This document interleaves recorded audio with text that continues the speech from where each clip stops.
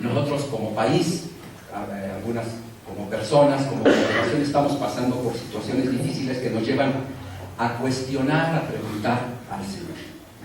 Y quiero otra vez que me acompañen a Habacuc 1, 2 al 4 para volverlo a leer, porque tenemos que pensar este tipo de preguntas que son dolorosas, que punzan. Habacuc 1, 2 al 4. ¿Hasta cuándo, Señor, he de pedirte ayuda sin que tú me escuches? ¿Hasta cuándo he de quejarme de la violencia sin que tú nos salves?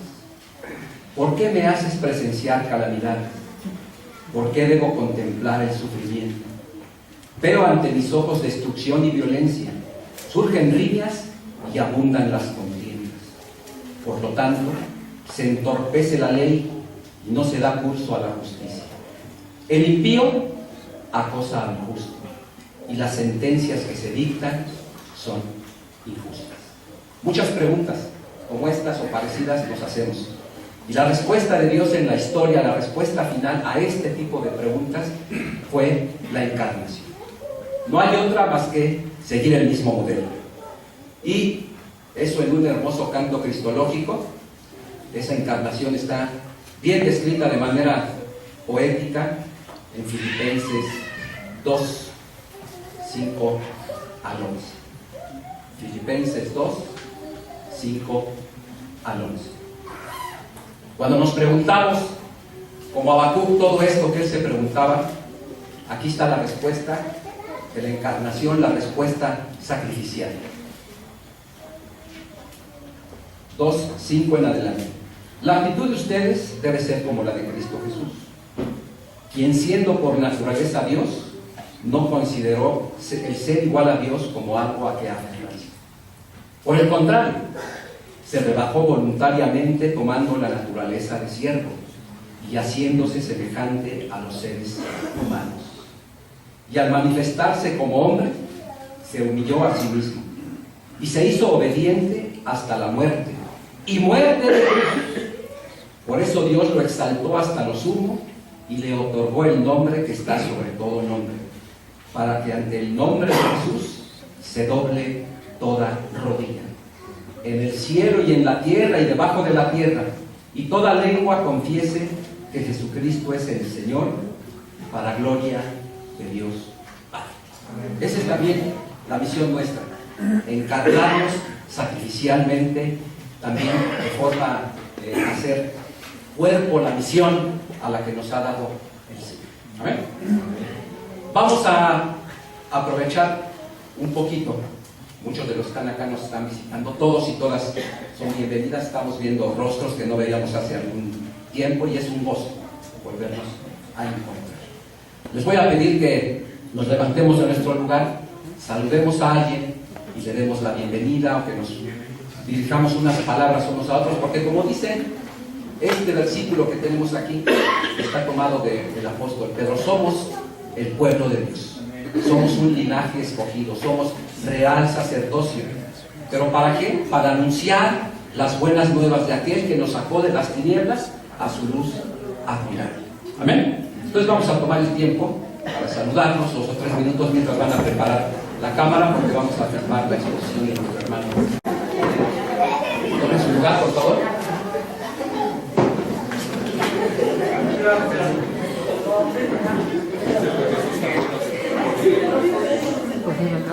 El Señor reparte dones para la edificación de su pueblo, ¿no es cierto? Y esta mañana tenemos la bendición, el placer de que nos está visitando nuestro hermano Daniel Esquipán. Él es originario de la Argentina, pero ya con un poco más de 20 años de labor docente en el seminario anabautista menonita, México menonita anabautista, en Elkhart, Indiana. Él es autor de varios libros: el Ministerio Educativo, El Reino de Dios y el Ministerio Educativo de la Iglesia, de Editorial Caribe.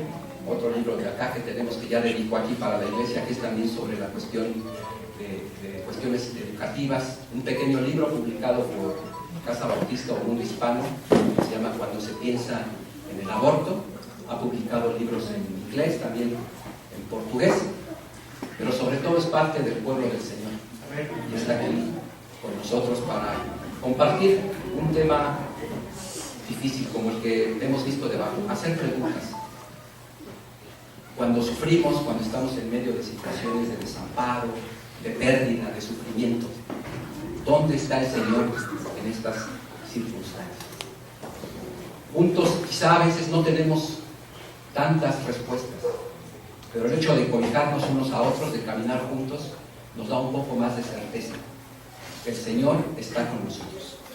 Entonces vamos a escuchar la exposición de nuestro hermano Daniel. Les pido a los que tengan teléfonos que si tienen la Biblia en su teléfono, se permite usarlo. Si de ahí lo van a seguir. Si no tienen teléfono, aquí tenemos unos inspectores que están monitoreando quienes están chateando y les quitan el teléfono. ¿Sí? Entonces, si alguien que pasa por ahí les quita el teléfono, ya saben por qué.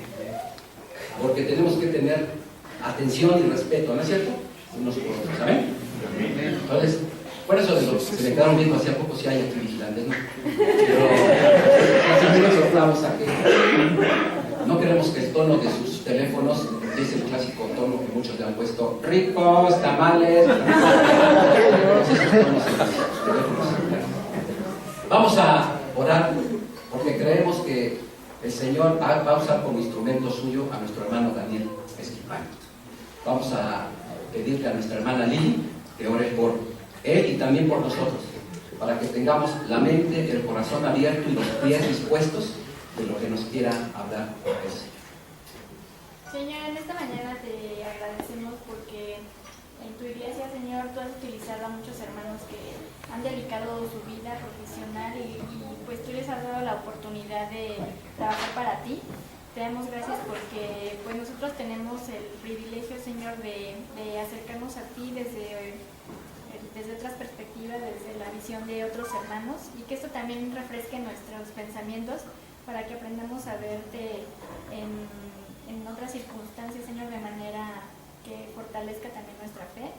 Y te damos gracias, Señor, por cada uno de los hermanos que están aquí, y te pedimos que pues tú sigas bendiciendo a nuestro hermano Daniel, a su familia, Señor, y te damos gracias porque tú le has dado a él, Señor, pues el deseo has puesto en su corazón, Señor, el deseo de compartirnos y de seguirle compartiendo a demás hermanos, Señor, sobre ti.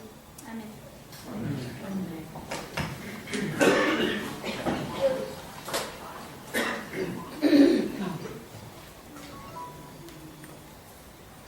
Gracias, Carlos, por esas palabras, por la oración. Y muy buenos días a todos y todas ustedes. Que la gracia y la paz de nuestro Dios sean con cada cual, ahora y por siempre. Estoy muy contento de estar aquí en esta mañana. Es un riesgo que uno se toma en venir y tener la palabra. A mí se le ha ofrecido la oportunidad de compartir unas reflexiones. Llegué anoche y todavía no me ha afectado el asunto de la altura, como una vez que estuve antes, hace 9 años, aquí en Ciudad de México. Así que espero que pueda continuar así, ¿no? Porque uno se despista más de la costumbre, más de lo que me despisto normalmente. Así que imagínense qué desorientación. Uno muchas veces dice eso, ¿no? Estoy contento de estar aquí y yo quiero justificar aún más esa expresión. Conocí por primera vez a Carlos en Guatemala y fue lo que podríamos llamar un amor a primera vista, un amor fraternal a primera vista, por lo menos de mi parte, ¿no? Y también a otros hermanos y hermanas de México que estuvieron por allá, aunque yo había oído acerca de algunos líderes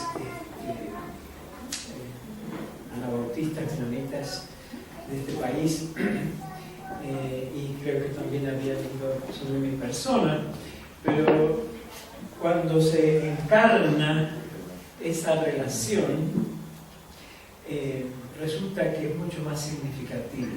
También había oído un poquito acerca de esta comunidad de fe y ahora es un gusto realmente conocerles un poco, aunque sea fugazmente, ¿no?, en estos minutos acá. El apóstol Pablo, escribiendo a algunas de las iglesias, como se registra en el Nuevo Testamento, comienza con una salutación que yo creo que se aplica a ustedes también. Doy gracias a Dios por ustedes, porque he oído del amor, de la fe y del amor que tienen. Así que es por lo tanto una bendición para mí acompañarles en este día y con un tema tan interesante, ¿no es cierto?, que todos y todas nos planteamos en algún momento, el porqué del sufrimiento. Según entendí, lo que debo hacer y quiero hacer es compartir unas reflexiones en torno al tema, anhelando que podamos también conversar, ¿no?, que sea un diálogo.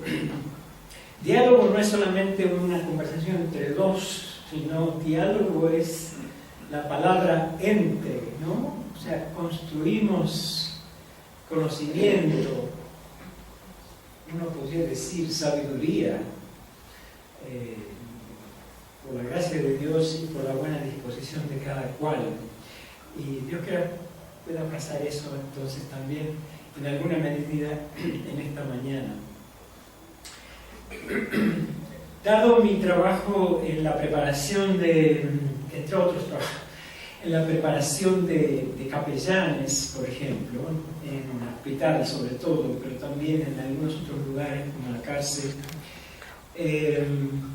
y consejeros y consejeras, el tema del sufrimiento es un tema muy, muy presente, obviamente, porque la capellanía, o sea, el trabajo pastoral en instituciones de salud o en instituciones carcelarias y otros, pero sobre todo en esos dos, en realidad atienden a diversas formas del sufrimiento humano, ¿verdad?, en las que nosotras y nosotros como personas ministrantes, es decir, que ofrecemos presencia y palabra de ayuda, tenemos oportunidad de trabajar. Permiso.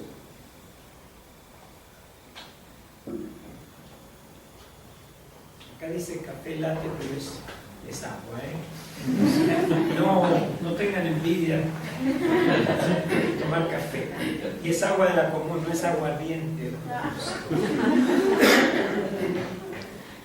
Muy bien, perdón por esa palabra un poco inoportuna, ¿no? Reflexionando sobre este tema y pensando en particular esta mañana, se me ocurrió una idea que no se me había ocurrido antes, como siempre pasa, ¿no? Que es, qué notable, que el primer dolor humano es un dolor que se recibe con mucha alegría por parte de los que no son el bebé que nace, ¿no? Pero el bebé que nace con dolor, porque es realmente una situación de un cambio violento. Y uno se alegra por el sufrimiento del bebé, claro, lo recibe con mucho cariño y demás. Digo, normalmente, ¿no? Desgraciadamente no siempre es así por una serie de complicaciones. Pero digo, normalmente la vida comienza con dolor, en realidad. Y también el dolor es un acompañante casi necesario en los procesos de curación. cuando yo aprendía cuestiones de fisiopatología, ¿no? Cómo funciona, en fin, me quedó muy grabado, ¿no? Aquello de rumor, tumor, calor y dolor. Las infecciones, rubor, colorado, tumor, inflamación, calor, fiebre, dolor. Un proceso de lucha, ¿verdad?, contra una infección.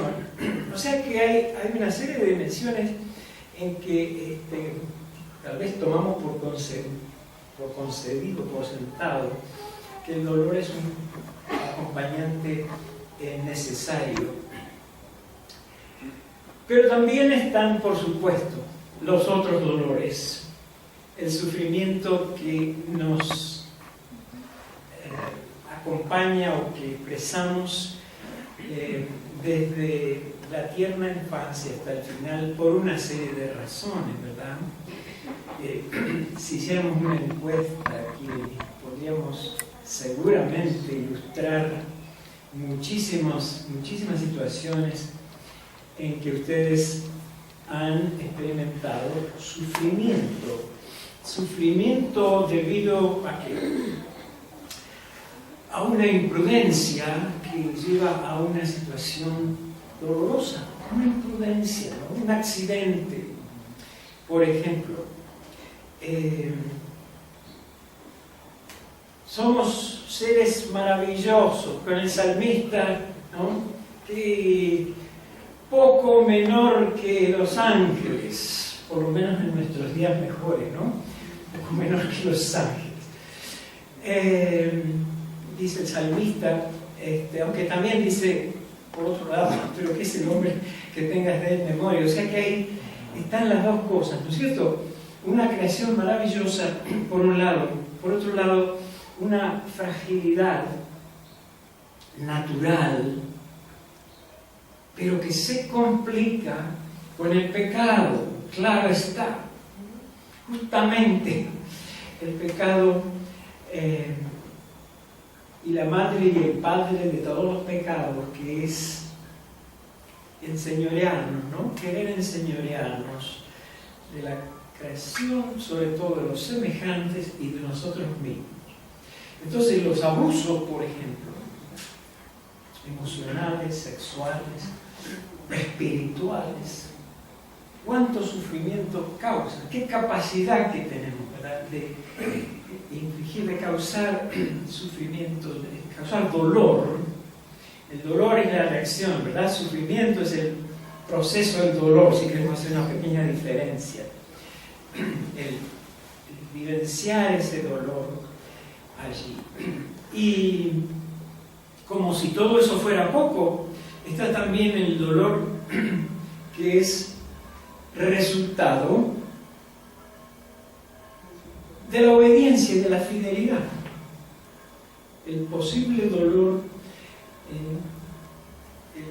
y el sufrimiento correspondiente frente a la oposición,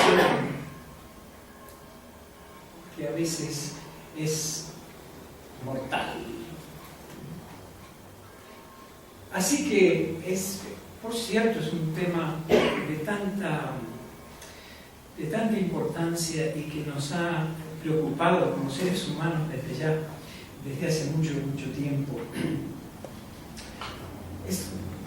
Es obvio que todo esto se complica cuando la cultura dominante, así sobre todo la cultura globalizada, es decir, que predomina alrededor del mundo, y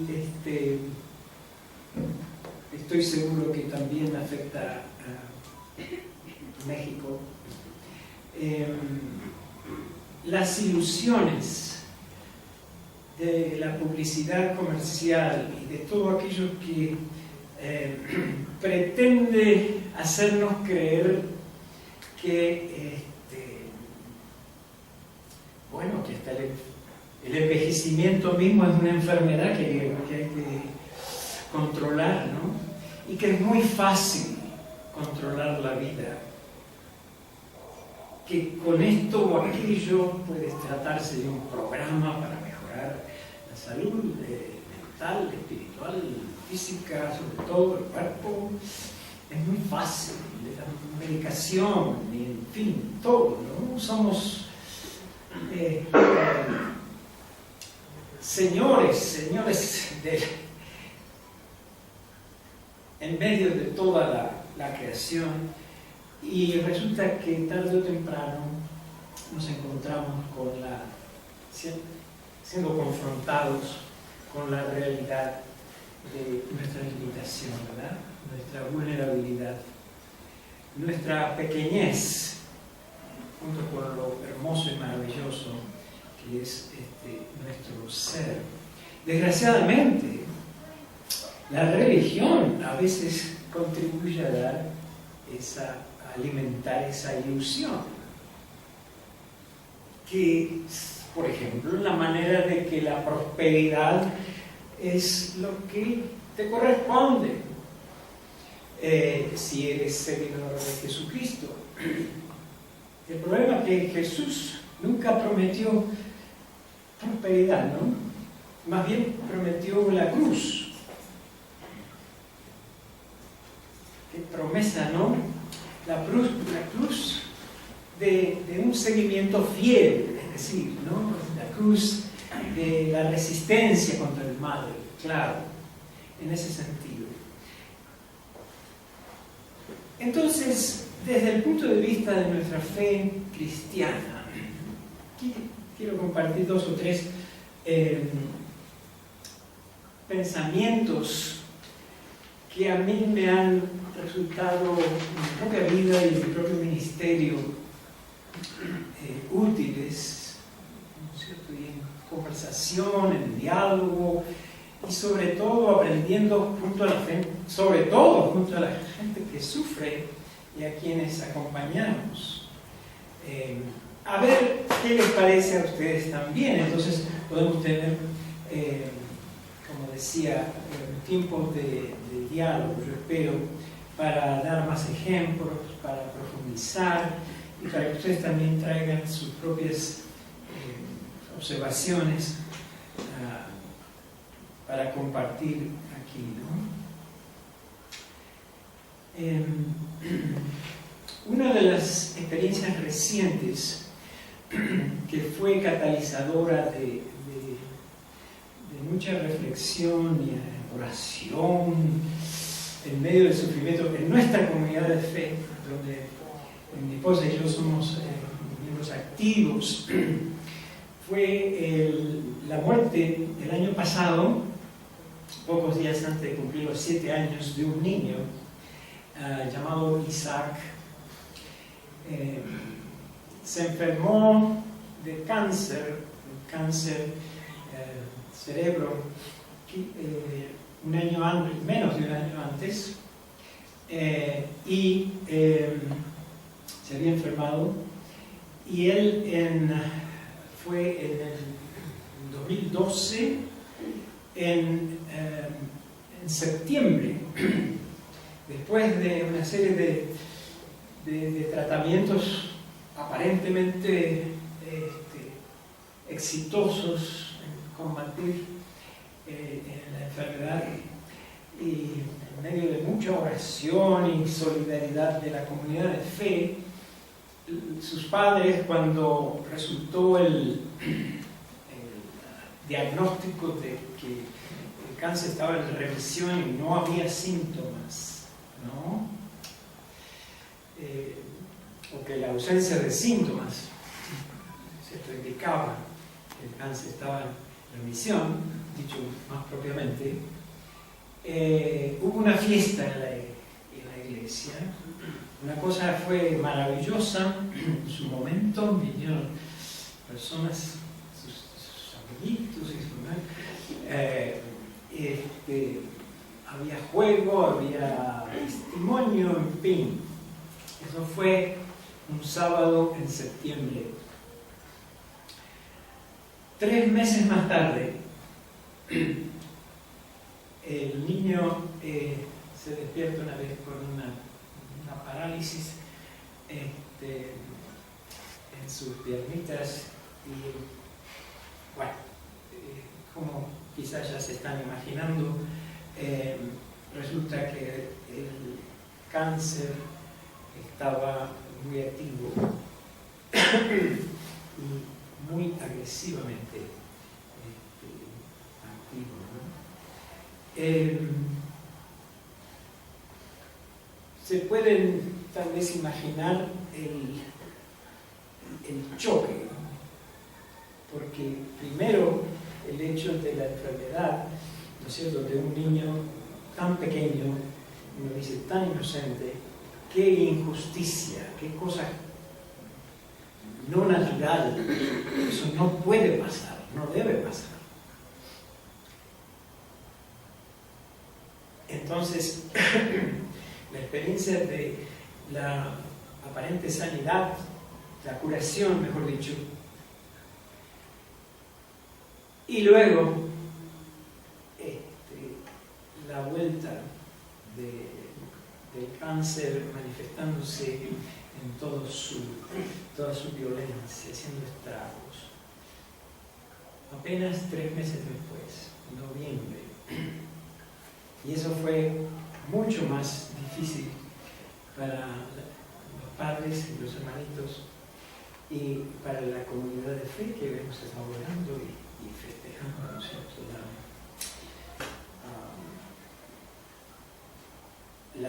la curación de este niño. Pero entonces, en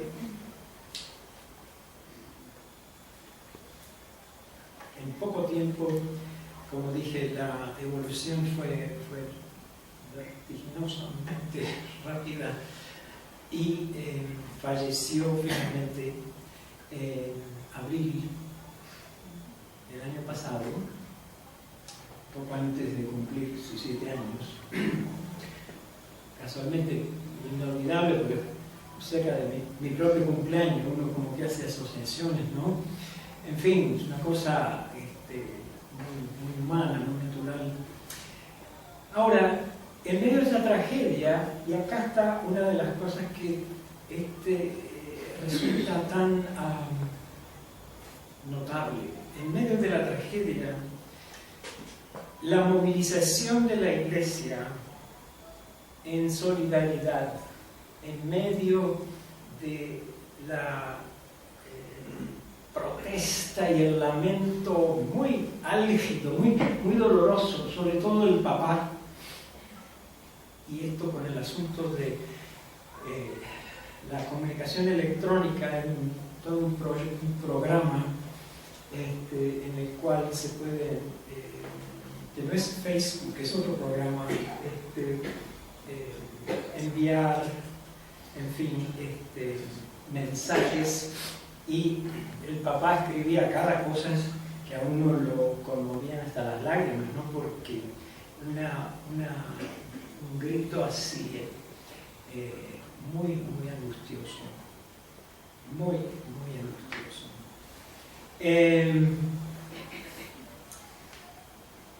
La paradoja, si se quiere, de la bendición dentro de tal situación consiste en lo que uno podría casi identificar como este niño sufriendo y su propia respuesta así inocente, ¿no?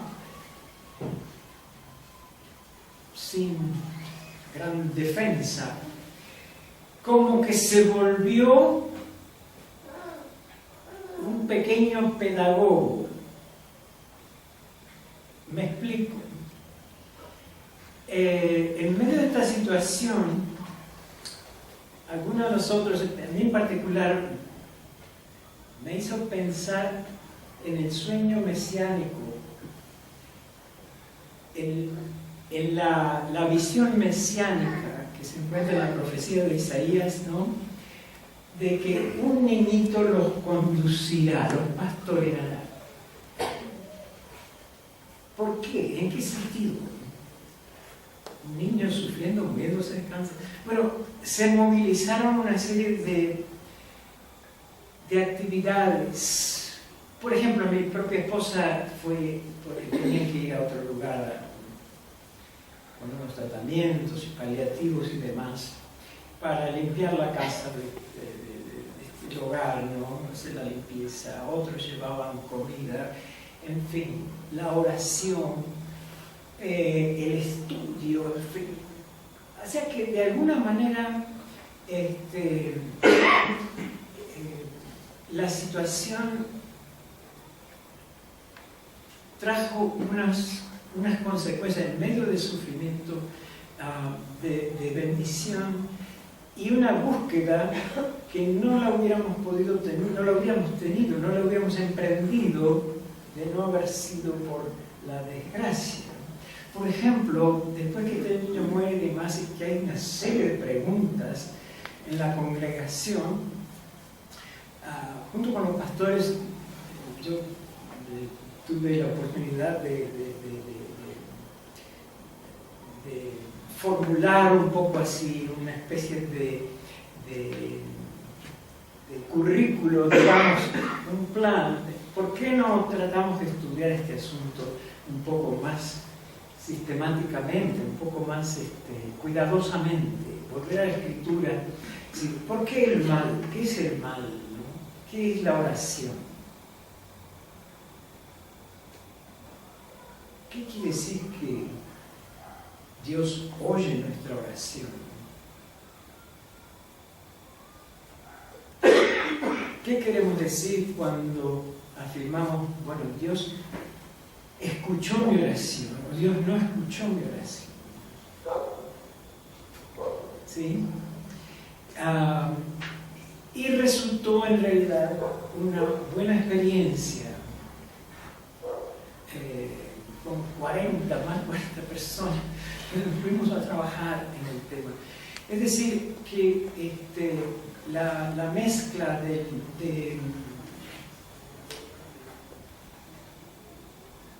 la tristeza y de las preguntas sin respuestas, junto con la búsqueda en confianza, dependiente de la sabiduría de Dios, de la inspiración de su Espíritu, ¿no es cierto?, en nosotros, a través de nosotros, en el estudio de la palabra, resultó. Pero lo que quiero sugerir acá, que específicamente como una de las respuestas, si vamos a hablar de respuestas cristianas en ese sentido, empieza por lo que tenemos que llamar la bendición del lamento con resistencia, de decir no.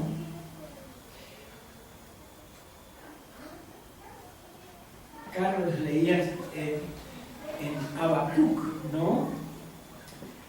Y resulta que aparece a menudo en la Escritura. Por ejemplo, los Salmos. Yo lo leo unos pocos versos, pero fíjense qué curioso, ¿no? Salmo 10 comienza: ¿por qué, Yahvé, o Señor, te quedas lejos, te escondes en las horas de la angustia? Angustia, angosto, pasaje estrecho, no hay aire, ¿no? Incluso físicamente, la hora de la angustia. ¿Por qué te escondes? En el 13, ¿hasta cuándo? ¿Me olvidarás para siempre? ¿Hasta cuándo me ocultarás tu rostro? ¿Hasta cuándo andaré angustiado? Fíjense esta metáfora, qué interesante. En esta versión que es de la Biblia latinoamericana, no importa, son distintas versiones, ¿no es cierto? Y conviene de vez en cuando tener distintas versiones para no tomar la Biblia con tanta familiaridad que ya sabemos, como que nos ayuda a escuchar mejor, a mí por lo menos. ¿Hasta cuándo andaré angustiado con el corazón en un puño? Miren qué curioso, con el corazón en un puño. En otra metáfora es tu mano como que tu mano nos oprime, como que esa ausencia no es una mera falta de presencia, sino que es una ausencia problemática, una ausencia hostil. ¿Cómo puede ser, no? ¿Hasta cuándo? ¿Hasta cuándo? Y esto podríamos decir nosotros que seguimos a Jesús el Cristo. En el capítulo 22 de los Salmos aparece precisamente esa expresión que después los evangelistas, Marcos y Mateo, nos cuentan que Jesús mismo en la cruz grita,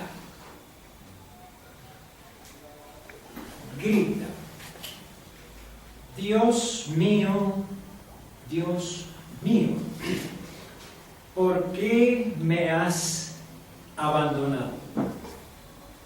Estás lejos de mi queja, de mis gritos y gemidos.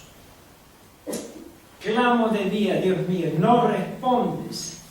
También de noche, sin ahorrar palabras. Así comienza el Salmo 22. Hermanos, hermanas, amigos, amigas, esto es buena nueva para nosotros. Si hemos de seguir a Jesucristo, resulta que la fe de Jesucristo también es el modelo. Y en la fe de Jesucristo resulta que había lugar para la protesta y para confesar su sufrimiento como agrandado, exacerbado al máximo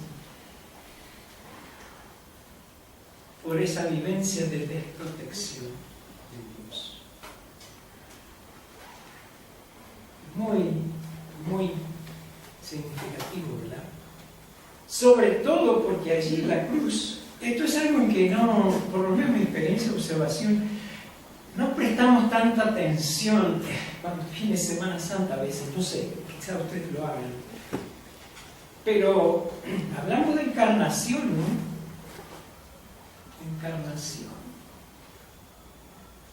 A ese Jesús, el Cristo, el Señor, Salvador, seguimos.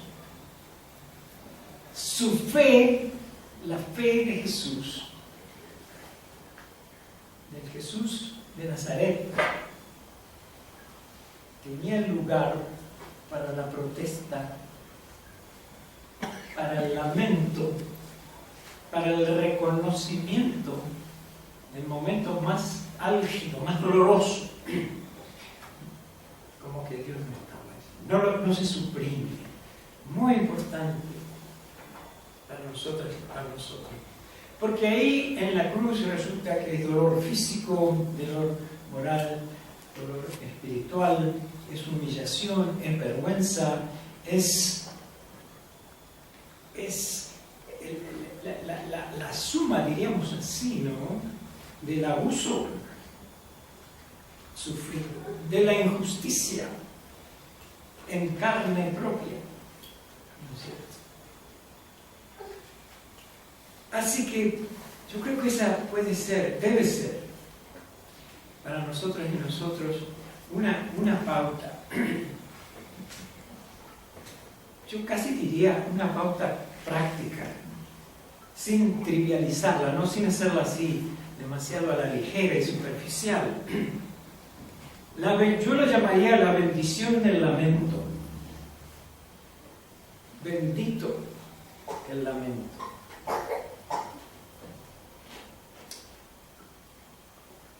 Emocional y espiritualmente es parte del proceso de sanidad.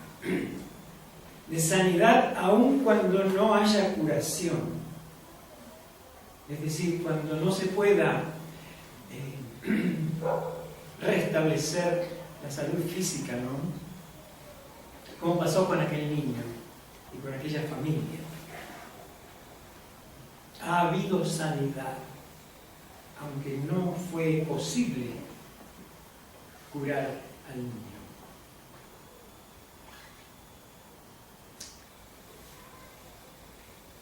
La segunda pauta que quiero también identificar y compartir con ustedes es algo que está relacionado con, lo cantamos al comienzo, ¿no? Lo cantamos, aquello de que nada nos puede separar del amor de Dios, ni el sufrimiento ni la muerte misma. Nada ni nadie nos puede separar del amor de Dios,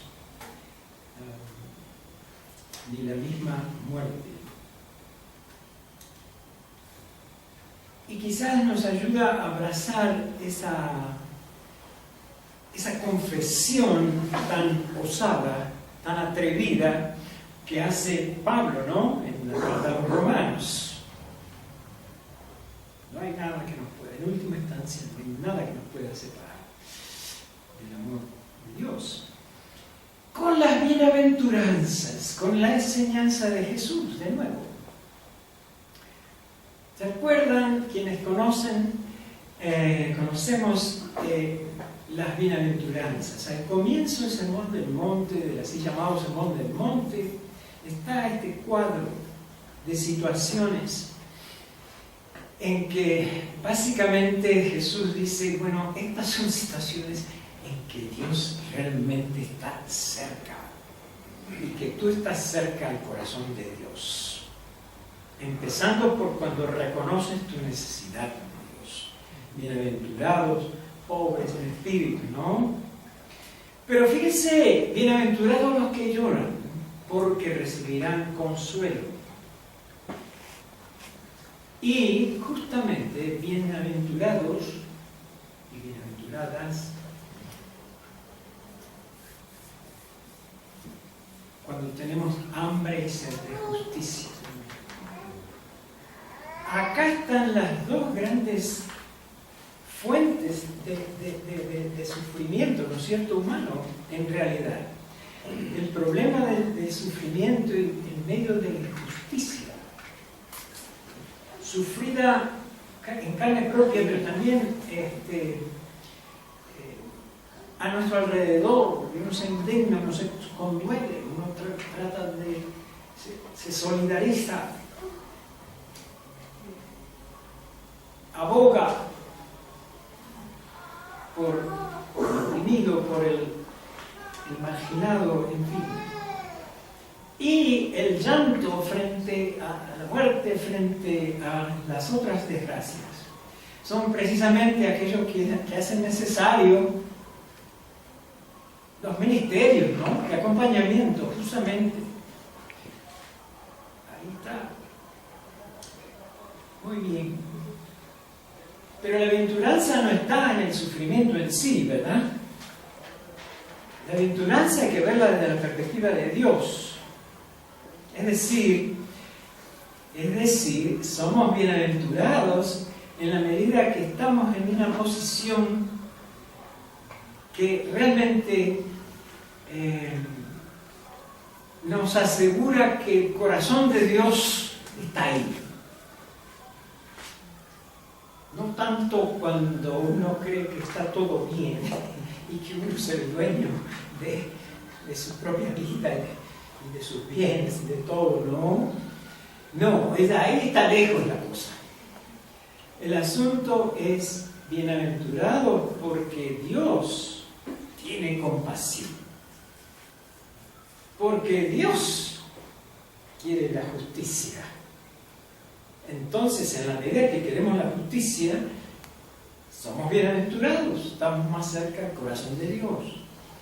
Ojo, no por el sufrimiento en sí, qué lástima que a través de los siglos muchos cristianos han pensado, ¿no?, que tienen que sufrir porque hay algo intrínsecamente así bueno en el sufrimiento. ¡No!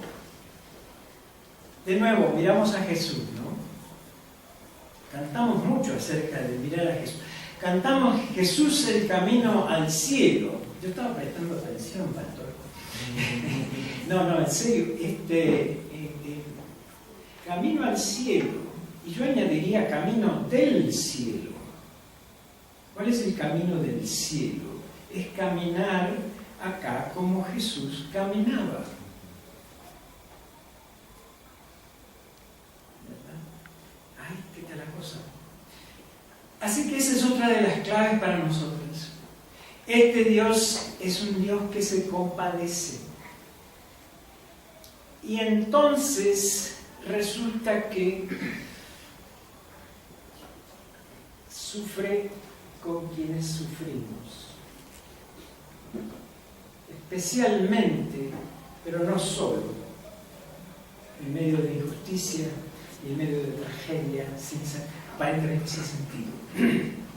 También cuando nuestro sufrimiento es consecuencia de nuestro pecado. Porque acá está el otro asunto.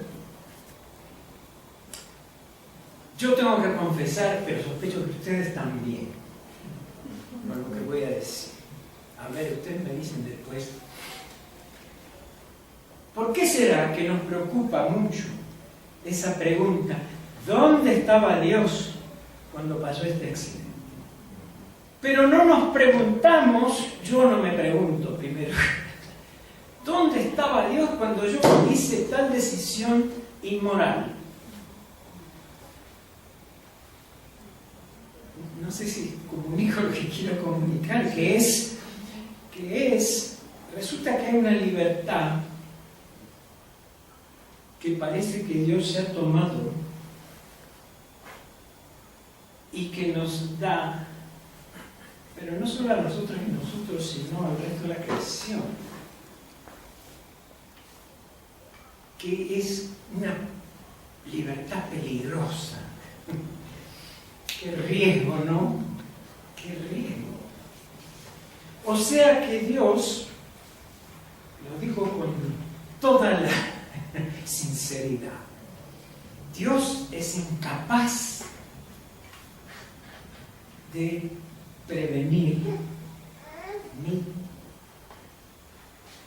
decisión pecaminosa, mi elección inmoral. Suena mal, ¿eh? Suena mal.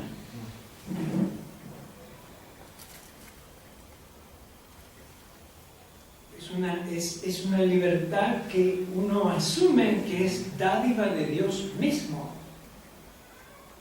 Como que Dios se ha tomado el riesgo de que más bien vamos a optar por el camino del que cantábamos, de alabar, ¿no es cierto?, de glorificar, de entregarnos a vida, etcétera, etcétera. ¡Qué tremendo! Entonces, hermanos, hermanas, esa es la tercera cosa que quería compartir con ustedes. Aquello de que Dios es fuerte, omnipotente, sí, pero hay cosas que Dios no puede ser, que sea yo lo veo así, ¿no? Se ha autolimitado y Dios paga las consecuencias igual que nosotros o junto a nosotros, por lo menos por ahora, en este mundo y en esta vida Dios paga las consecuencias de la libertad. Es medio atrevido decirlo así, pero a mí como que me hace bien, porque voy a los salmos y encuentro ese tipo de lenguaje a veces también. Entonces digo, bueno, ¿será que esto es provechoso, más allá de la resignación, ¿no?, de por qué pasan cosas? En esa autolimitación de Dios, que no anula su misericordia y su sabiduría, porque ese es el otro problema. Si Dios es tan sabio, si Dios es tan justo, si Dios es tan poderoso, ¿cómo es que pasa esta cosa?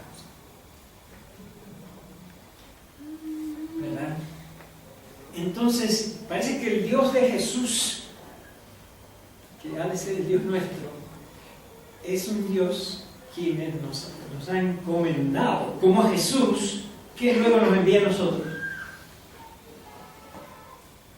a acompañar, a consolar, a contribuir a la sanación de la gente, aun cuando no se pueda curar. Y entonces resulta que Dios está ahí. Es un problema imaginar a Dios, es un problema serio. Imaginar a Dios ahí arriba que toma unas decisiones, a este sí, a este no. No, eso no ayuda y eso no es bíblico. No. ¿Ah? Aquí estaba leyendo ya la visión, ¿no? Una comunidad cuya autoridad es la palabra de Dios, palabra escrita que se hace carne porque la palabra viva es Jesucristo, ¿no? Y que nos ayuda a entender la Biblia. Entonces, claro que está Dios lamentando, condoliéndose, pero está Dios también que habita en nosotros. Pero ¿cómo? ¿Acaso no decimos que somos templo de su Espíritu?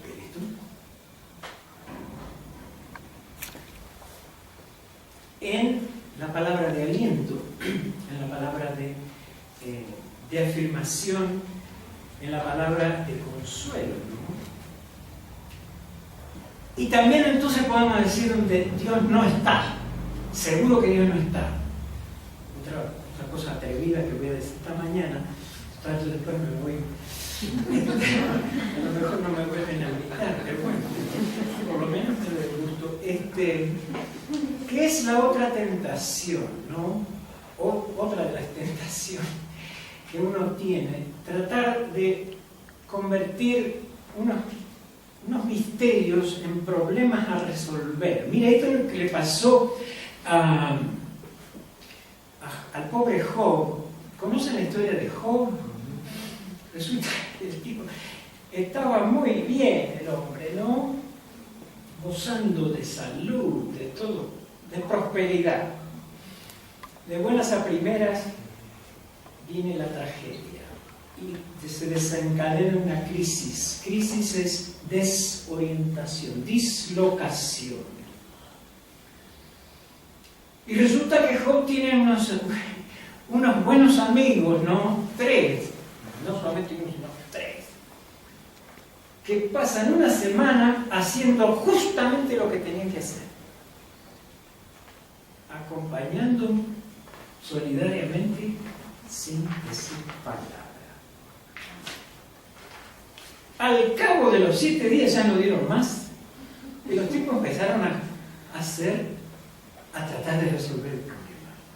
Tiene que ser que has pecado. Tiene que ser.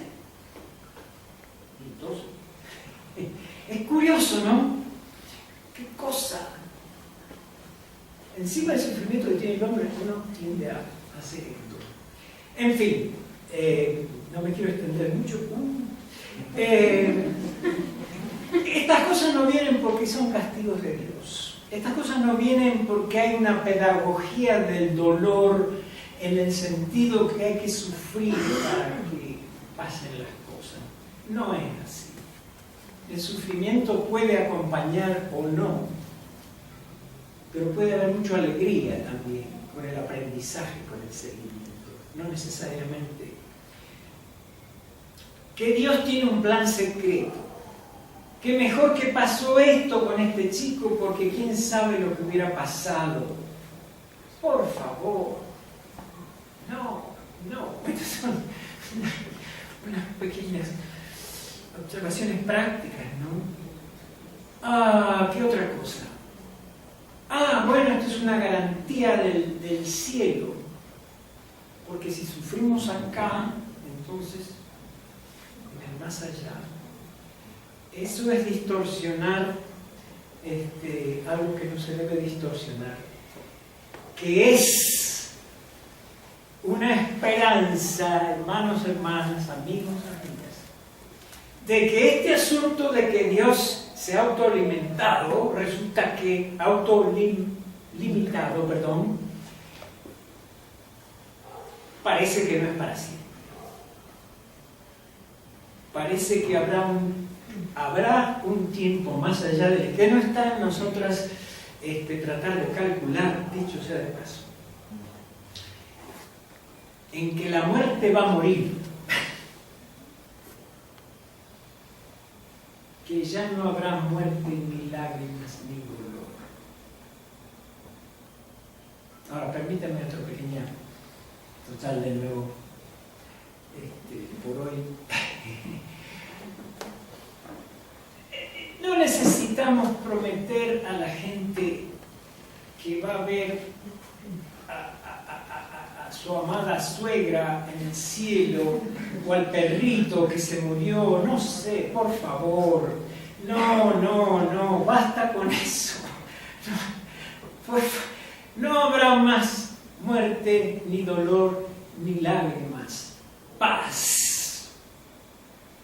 Es notable como la gente que se está realmente muriendo puede llegar a apreciar, captar y morir en paz, aún con sufrimiento de uno u otro tipo, por simplemente tener esa vivencia que ya están siendo recibidos en las manos de Dios.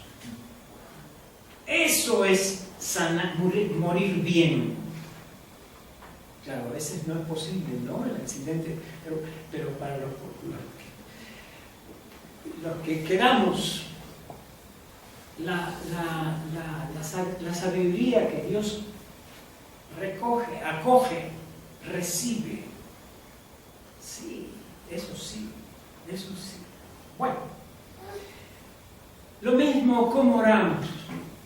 Hay mejores y peores maneras para orar. Este es otro asunto práctico, ¿no es cierto?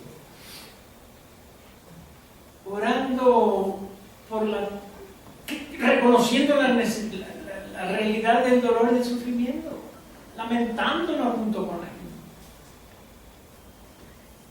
Oraciones que sabemos que Dios recibe. Sí, sabemos que Dios recibe ciertas oraciones que no puede caber duda. Lo mismo que cuando pedimos, Señor, enséñame, ¿no?, tu voluntad. No nos quepa ninguna duda que Dios recibe esa oración, que estamos pidiendo conforme a su voluntad. Tener la vivencia de la presencia de Dios, eso sí. Intercesión por quienes cuidan, eso sí. Alivio del dolor físico y emocional, eso sí. Perdón, eso sí. Pero promesas así a lo mágico o asociando con pecado y castigo, a eso no se nos ha encomendado. Gracias a Dios, ¿no? Fíjense que Dios después de todo es bastante sabio, ¿no? Lo que nos ha encargado es el ministerio de la reconciliación. Nada más y nada menos que eso. O sea, reconciliación con Dios, con semejanza con Dios. No el juicio y mucho menos la condenación y mucho menos el castigo. Por favor. Así que gracias a Dios por esa convicción que podemos abrazar, ¿no es cierto? Concluyendo también algo que se hizo esta mañana en el momento en que cantamos en parte. Yo creo que no es por casualidad que el Salmo 23 viene después del Salmo 22. Eso no es una cuestión de aritmética nomás. Después de todo, no importa que el Señor es nuestro pastor. Nada nos falta. Aunque andamos en valle de sombra de muerte. Entonces, es posible una paz, un amor, hasta un gozo que no es mera alegría, al decir de Pablo que sobrepasa el entendimiento, es decir, un gozo que es realmente espiritual, no es meramente una emoción. Gracias a Dios por eso. a pesar de, y junto con el hecho de que nos hace instrumentos de su paz, de conciliación, de consuelo, en su nombre, en su espíritu y con su espíritu. Amén.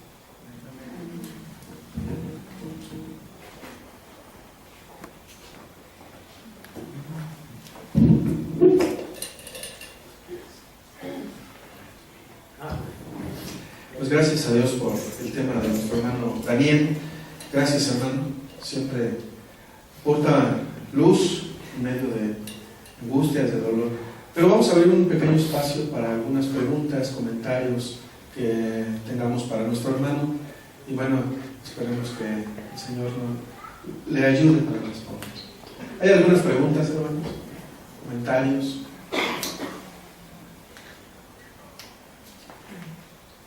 ¿Todo quedó claro? ¿Sí? Sí, hermano. Bueno, es algo muy importante que reflexionar o nos hace entender que pues, Dios tiene, usted decía que es una responsabilidad, ¿no? Y es algo que muchas veces no tanto que se idealiza, sino que Dios es claro, ¿no?, en su palabra, pero hay veces cuando no se tiene con esta visión concreta de la palabra, se idealizan muchas cosas, ¿no? Y se pasan por alto algunas cosas que Dios es así, ¿no? O sea, nos muestra que Él es el Señor de nuestras vidas, que nos ha creado. Por lo tanto, entonces muchas veces se idealizan cosas que a la postre van perjudicando, van dando situaciones en las cuales la gente, ¿verdad?, dice, bueno, si este Dios quiere que yo sufra, pues voy a sufrir, pero también es una cierta cosa que yo les llamaría un masoquismo, ¿no? Yo creo que Dios lo que quiere es enseñarnos realmente que somos seres humanos y que tenemos esa podría decir, esa limitación o esa situación que no podemos manejar, ¿no? Sí. Bueno, eso es lo que yo entendí. Y lo peor que todo esto también tiene unas dimensiones sociales y políticas, ¿no?, que no hice referencia, pero ahora que te lo traje, es decir, el aprovechamiento de esa, se vuelve una cuestión ideológica al servicio de la opresión, obviamente, ¿no? Y lo lamentable es que mucha gente oprimida como que se defiende con esa ideología teológica, yo diría, o sea, esa manera de entender su fe, que al final les resigna, de la manera como usted lo acaba de decir, pero que aprovecho a contarles algo rapidito. En los últimos años yo he estado también en contacto, porque dada la presencia obvia, ¿no?, de gente de otras tradiciones religiosas, por ejemplo en los hospitales. Entonces, ¿cómo uno responde a todo esto? Resulta que este no es un problema que tenemos solamente los cristianos. Tengo una colega musulmana que escribió algo que proyecto que yo he estado dirigiendo, y que hace algo parecido con respecto a la ley, a una teología del sufrimiento, a ciertas teologías del sufrimiento dentro de la religión musulmana. Y entonces toman de su libro sagrado, el Corán, que dicho sea de paso tiene muchos pasajes que son como de la Biblia, ¿no? Pero, en fin, dejemos por ahora. En fin, que justifican. Ella me mandó hace poco un caso de una mujer a quien ella estaba tratando de ayudar, también musulmana, justificando su depresión y el no querer tomar una medicación que le ayudaría, una medicación clínica en ese caso, justificando el abuso de su esposo y la infidelidad de su esposo como algo que Dios no solamente permite, pero que le ayuda a ella en el camino al cielo, casi textualmente. Así que este asunto aparece también y desgraciadamente en las religiones, como religiones, ¿no es cierto?, que donde hay unos escritos y donde hay ciertas maneras de entender a Dios, parece que algunas de estas justificaciones así muy, no solamente peligrosas, sino equivocadas y, diríamos, patogénicas, o sea, que están en la causa, la base de problemas emocionales y espirituales. Así que no estamos solos en este asunto de la lucha con relación a, solo digo como cristianos y cristianas, ¿no? Yo personalmente creo que Dios en su libertad está presente también, más allá de la iglesia, claro, ¿no? Y ayuda a negar las mentiras, no solamente en nuestra propia espiritualidad cristiana, cuando las hay, sino también en otros. Yo personalmente pienso que ese puede ser el caso. Gracias, hermano. ¿Alguien más tiene alguna pregunta? Sí, por favor. Hay mucho sufrimiento en el mundo. Personas. Yo en mi trabajo soy enfermera de una terapia intensiva de mucho. Sara, ¿puedes hablar más fuerte para que me escuchen? Sí.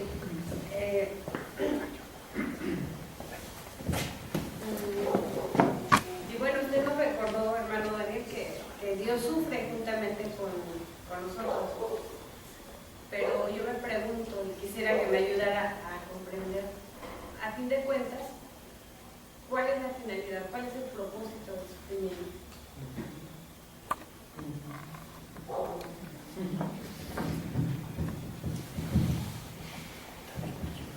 Esa es una pregunta tremenda, ¿no? Que ha estado en conciencia desde mucho tiempo, de mucha gente, en muchos lugares. Yo creo que una respuesta, por lo menos a mí, lo que me ayuda es pensar no tanto en cuál es el propósito del sufrimiento, sino cuál es el significado. Y tenemos pistas, ¿no? Significado desde, bueno, un proceso de sanación en el cuerpo que va en marcha implica un grado de sufrimiento que va a acabar, etc. Desde eso que todos entendemos y aceptamos más fácilmente. Al asunto del sufrimiento como la respuesta al sufrimiento en vez del significado. Por ejemplo, según el testimonio del apóstol Pablo, llegó él en un momento en cuando parece haberse convencido de que su sufrimiento, no sabemos exactamente qué es lo que le pasaba. La expresión que tenemos y que la traduce, por ejemplo, la versión Reina Valera es el aguijón en la carne. Él no da gracias por el sufrimiento en sí, ¿no es cierto?, ni le encuentra sentido, pero resulta que frente al sufrimiento él llega a apreciar así paradójicamente que su debilidad es transformada en fortaleza de alguna manera. O sea que yo personalmente no creo que eso quería decir que él tenía que sufrir para cosas. Pero ya que hemos de sufrir, ¿qué haremos con ese sufrimiento? Yo creo que esa es Esa es la pregunta, ¿no? No estoy diciendo que la pregunta es impertinente, no. Estoy diciendo es oportunidad entonces para reformularla. No sé si estoy respondiendo de alguna manera o... ¿Qué piensa usted, hermana? ¿Qué añadiría desde su punto de vista? Bueno, yo he pensado que las circunstancias que nos producen sufrimiento, sea físico, sea emocional, nos ayudan pues, como a formar nuestro carácter. Pueden. Sí, son pedagógicas en cierto sentido y nos fortalecen, también nos hacen más fuertes. Yo he pensado, he experimentado que a veces Dios nos permite pasar por situaciones difíciles como una preparación, porque más adelante va a haber mayor sufrimiento, va a haber cosas más difíciles. Entonces es como una forma de desarrollar nuestra tolerancia, nuestro carácter. Claro, desde la perspectiva nuestra humana podemos hacer podemos entender y justificar el sufrimiento así, ¿no? Es decir, que en su confianza en el Señor, en su propia fidelidad, en medio de las pruebas, le llamamos, ¿verdad? Nos fortalece. Claro, eso sí. Lo que yo personalmente no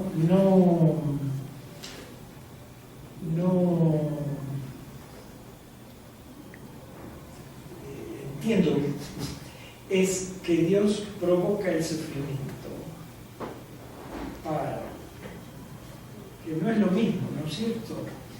De nuevo, cuando uno mira a Jesús, precisamente se lo criticaba porque a Jesús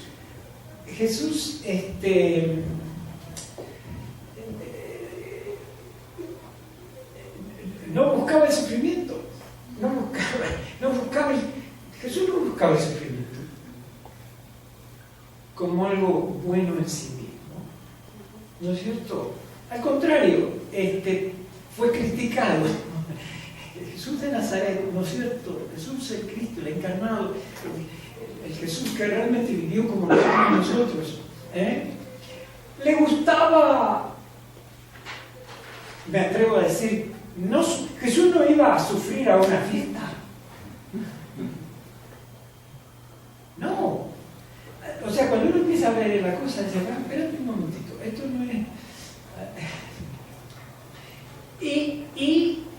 No, nunca Jesús enseñó, mira, es bueno que tú sufres, che, porque así, dije, che, porque... Sí, Jesús tendría que haber nacido en Buenos Aires, pero a mí no me consultaron. Perdón, eso fue demasiado atrevido. Pero hubiera sido linda, ¿no? Uy, esto está todo. Cuando Jesús le dijo a alguien, mira, es bueno que tú sufras, che, porque entonces así vas a ser una buena persona. No.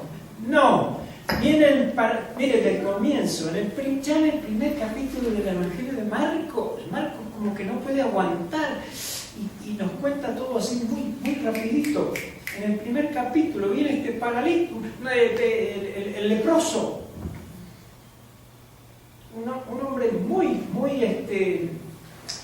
marginado y sufriente en su cuerpo, en su alma, socialmente. Si quieres, puedes sanar. Sí, quiero. Hay una ocasión en que Jesús se resiste, una sola que tenemos registrada en los evangelios, y gracias a Dios que está ahí, en Marcos y Mateo, que es el encuentro con la sirofenicia. que pide ni siquiera para ella, sino para la hija. Y que Mateo nos dice una cananea. Y resulta que históricamente los cananeos sacrificaban a los hijos. Hay todo un significado en esa historia, es una de mis historias favoritas. Y Jesús no puede, parece. Primero no le contesta, después dice, no, la vocación mía es para las ovejitas perdidas de la casa de Israel. Es exclusiva, lamento mucho. Y la tercera vez dice, está fuera de lugar. ¿Cómo le vamos a dar la comida de los hijos a los perritos? Entonces la mujer dice, pero, Señor, resulta que hay comida para todos. Y Jesús responde. Pero no era porque era bueno que ella sufriera, que la pobre nenita sufriera, sino por un problema, ¿cómo diremos? Una tentación. Porque Jesús tuvo tentaciones, ¿no? Menos mal que, si no, yo no puedo seguir a un Jesús que no haya sido tentado. No, ¿verdad? Sin pecado, pero tentado. Y por lo tanto conflictuado. Eso sí. Bueno, me pasé ahora tratando de pero lo que estoy queriendo decir es que tenemos que tener tanto cuidado, porque en realidad el problema está en que el sufrimiento, miren la paradoja, se transforma en una especie. Nosotros resulta que nos queremos salvar por nosotros mismos por la vía del sufrimiento. Y eso no es el Evangelio. Esa sería para mí la razón teológica, soteriológica, Soter, Salvador, de dónde viene esto, ¿no? Espero que no parezca que la quiero convencer.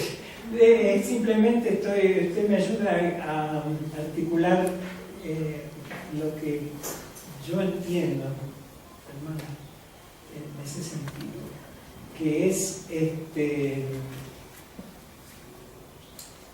no se nos llama a ser amigos del sufrimiento, sino amigos de quien sufre, sí. Claro, por supuesto.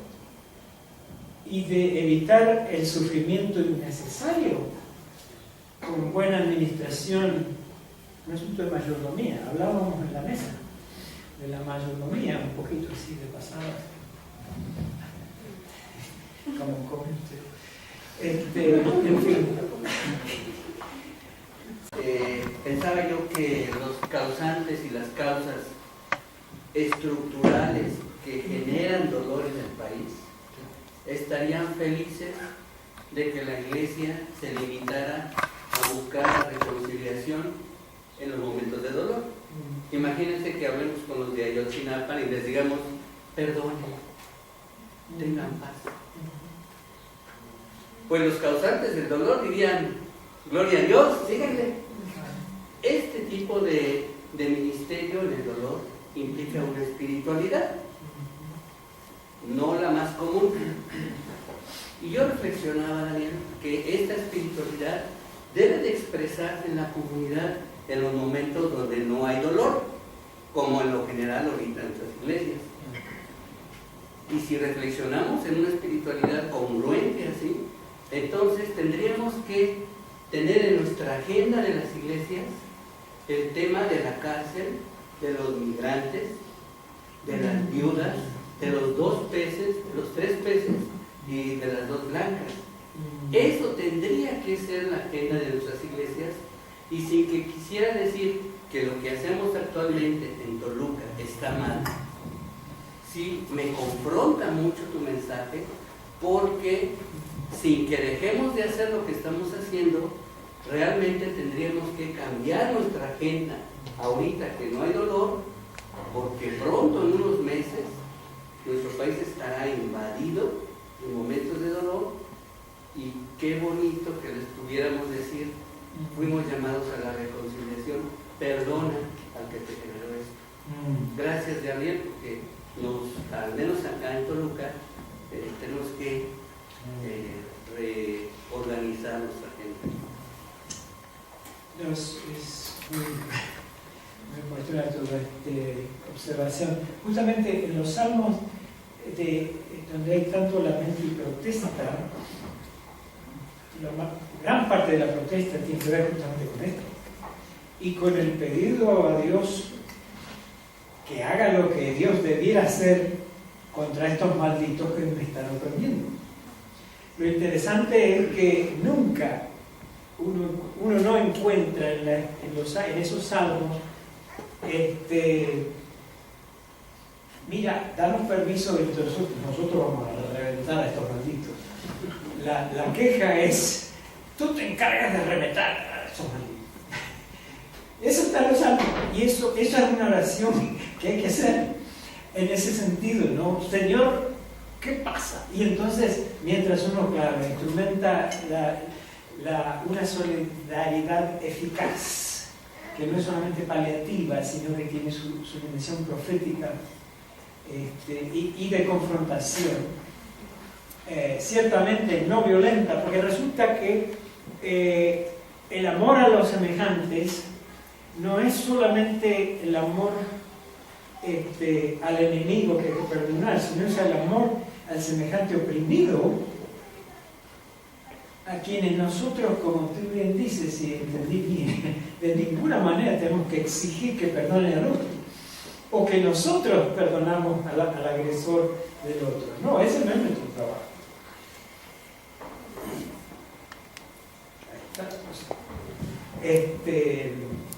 Pero con ese mismo espíritu de Dios, que de nuevo volvemos.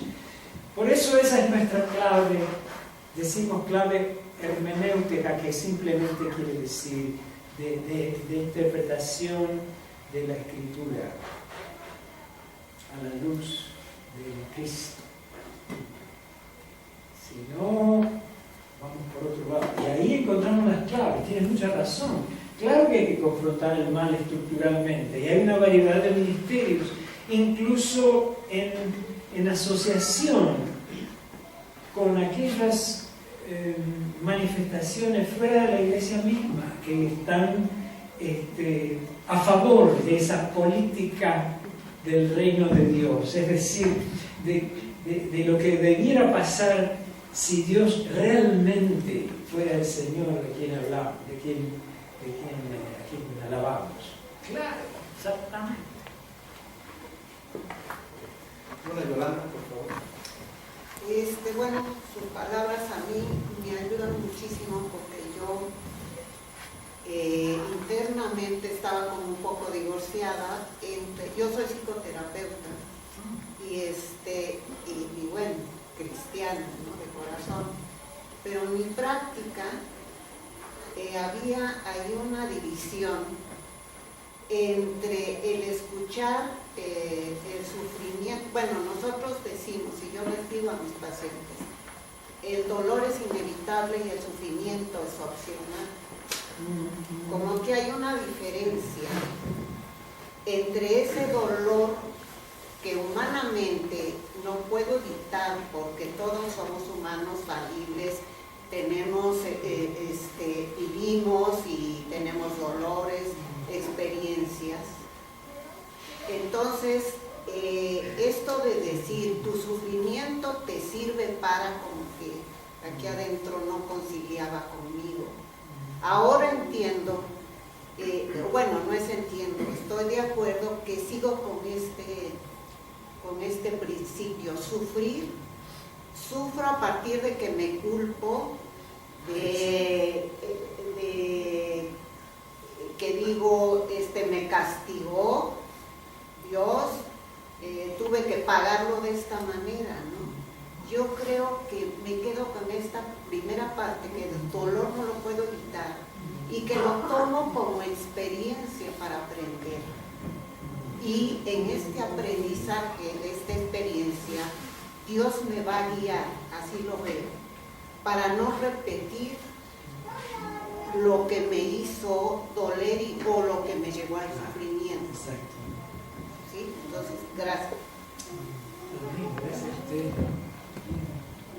Sí, una de las cosas, de las grandes bendiciones en la terapia, ya sea profesional, pero a veces en nuestras, bueno, a veces debiera ser en nuestras relaciones y demás, es precisamente ayudar, es la terapia del perdón y del autoperdón incluso, a su tiempo. Porque eso es parte y del sanar memorias. Porque claro que sí, hay sufrimiento, hay dolores que son una consecuencia bastante lógica, comprensible, de malas decisiones de lo que fuera, ¿eh? Pero uno no tiene que quedarse ahí atado al pasado, ¿no es cierto? No tiene que ser así. Ya sabes que... no sé, creo que es un comentario más para la comunidad de mis hermanos hacia mí, ¿verdad? El sufrimiento sí es como en ocasiones producto del pecado, ¿sí? Pero el sufrimiento también conocido y entendido como provocado por el poder. Entonces, en ese sentido, como iglesias anabautistas, y vamos que nos reconocemos como iglesias de paz, la pregunta sería para nosotros mismos, ¿qué es lo que estamos haciendo? Siendo así, ¿qué es lo que estamos haciendo frente a un país o inmersos en un país de suma violencia? Pues, vamos, que la violencia no es nueva, eso es cierto, ¿verdad? Está yo creo que desde que nacemos en nuestros hogares, en nosotros mismos como personas, pero la violencia de pronto la vemos hasta en la sopa y la sangre se nos hace parte del menú. Y es parte también del paisaje, es algo tan natural. Entonces, sí es algo como preocupante que otros sectores, que otros grupos, que otras personas ocupen el lugar que nos corresponde allá afuera. No sé si venga el caso, pero por ahí hay un pasaje que dice que si ustedes no hablan, las piedras van a hablar. Yo lo que digo es que el lugar que nos corresponde para demandar la terminación del sufrimiento de millones de personas, alguien lo está ocupando allá afuera. Entonces quisiera, no sé, hacer una invitación a un poco la reflexión, sí, porque en sí el estudio, la meditación o el análisis que el hermano nos trae es obvio, de suma importancia e interés, y nos ayuda a responder preguntas como las que los hermanos han vertido. Sin embargo, está la otra parte, pues, ¿no? Todo eso se puede quedar aquí adentro, todo eso se puede quedar al interior de la persona, de cada uno de nosotros. Pero como iglesias de paz, ¿qué hacemos para menguar el sufrimiento de otros de allá afuera? Ahí lo dejaría.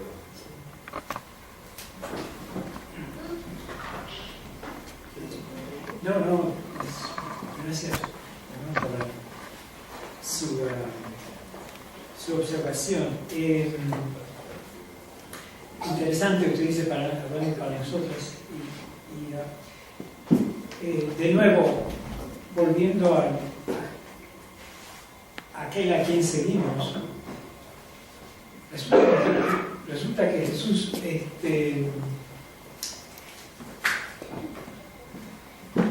llamó al arrepentimiento, y antes de él Juan Bautista, ¿no? el bautizador, y Jesús continúa el mensaje y lo profundiza, claro, lo radicaliza y lo concretiza, ¿no? Pero es un mensaje en primer lugar para la iglesia.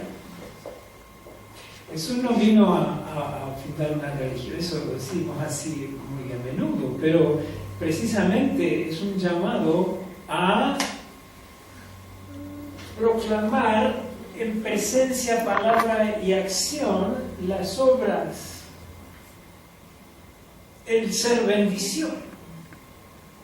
Así que muy bien, ¿no? Y en la comunidad yo no les conozco, no ven acá, mucho menos a predicarles así ordenado, pero probablemente en agosto estaba en Colombia, los desplazamientos, las cosas terribles. Hace 3 semanas tuvimos en Guatemala también hay 2 semanas intensas y uno vuelve y uno ve una serie de cosas. Entonces el mensaje, primero que nada, a la misma iglesia, ¿qué estamos haciendo? ¿Cómo estamos de alguna manera? Pues, ¿será que estamos participando de alguna manera? Uno se pregunta, y de lo que no hay excusa es que en la comunidad, por lo menos en la comunidad, ahí sí que no hay excusa, ¿no es cierto? Habremos de tener una solidaridad realmente bendita, ¿no? Sanadora. No solamente lo cantamos, que nos sana, sino que somos una comunidad que atiende acá, allá y que se proyecta. Así que es muy oportuno tal vez concluir con eso, ¿verdad? De modo que yo quiero de nuevo agradecer la paciencia de ustedes y la colaboración, la participación, y de nuevo la invitación. Es solo un comienzo, solía, digo, desde mi perspectiva, a mí me encantaría seguir conversando. Me cuesta empezar y después me cuesta terminar, a mí siempre en serio, porque yo compartiría también con ustedes una cantidad de situaciones y ustedes podrían también, ¿no es cierto?, sus testimonios y demás, pero por lo menos tuvimos una introducción. Que Dios continúe bendiciendo, que puedan vivenciar esa vida del espíritu, que no es acá en el aire, sino precisamente una vida muy encarnada en la comunidad de fe, pero también aquí en México, en los lugares donde están. Amén. Les queremos invitar. Estamos a 3 domingos de iniciar la temporada de Adviento y Navidad. El día 30, domingo 30 de noviembre, es el primer domingo de Adviento. En esta congregación cristiana hacemos la celebración de esta temporada y también el domingo más cercano a la Navidad, que es el último domingo de Adviento. Tenemos una festividad muy especial. Entonces, desde el domingo 30 de noviembre a las 11 de la mañana les invitamos, tenemos cultos especiales, temporada de Adviento y Navidad. Y queremos compartir con ustedes el que es nuestro lema de esta temporada. Es un versículo, 2 versículos que están en el Evangelio de Lucas, Lucas 1, 78 y 79. Lucas 1, 78 y 79. Gracias a la entrañable misericordia de nuestro Dios, así nos visitará desde el cielo el sol naciente, para dar luz a los que viven en tinieblas, en la más terrible oscuridad, para guiar nuestros pasos por la senda de la paz. Está bonito, ¿verdad? Y retador. Otra vez, Lucas 1, 78 al 79. Gracias a la entrañable misericordia de nuestro Dios, así nos visitará desde el cielo el sol naciente, para dar luz a los que viven en tinieblas, en la más terrible oscuridad, para guiar nuestros pasos por la senda de la paz. Entonces están invitados, también están invitados al final. Continúa el culto de juntos podemos compartir, podemos tener tiempo. Le pedimos a los que son de casa que nos ayuden preparando las tazas. Hay café, ya llega el aroma, ¿verdad? Los que quieran tomar un café. Los que son de casa, por favor, ayúdenos allá poniendo los elementos para compartir ese tiempo.